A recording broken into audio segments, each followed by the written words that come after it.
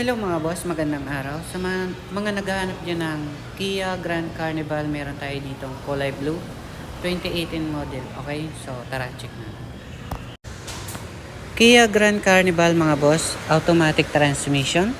Ito yung mga automatic yung pintuan. Okay, yan, sa mga mahilig dyan sa Kia and yung mga aanoin nyo na lang sa mga pintuan yan mga boss, and napaka-fresh ng loob na ito mga boss.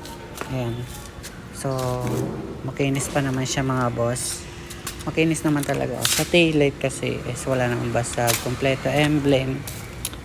So dito mga boss, ayan, nakamags pa naman siya and makapal gloom.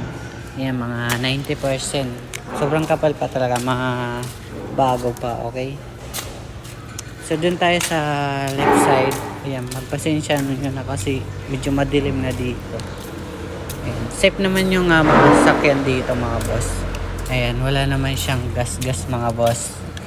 Ayan, so lahat pa naman original, walang bangga, walang baha, CRDI.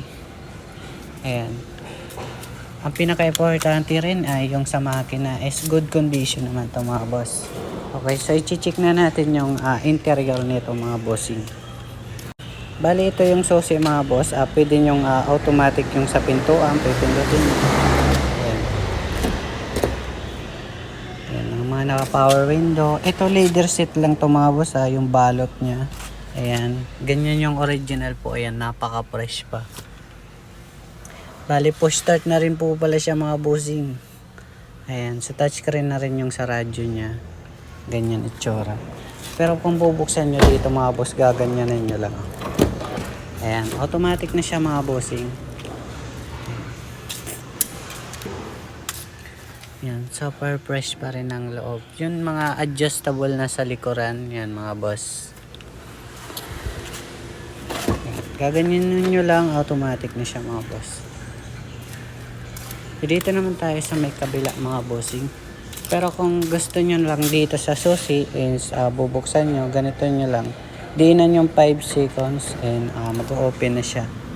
Ayan mga bossing, kinagandaan nyo mga boss. Ayan, napakalinis pa ng loob mga bossing. So pag isasarado nya, pwede nya rin dito mga boss. Ayan, kinagandaan na ito.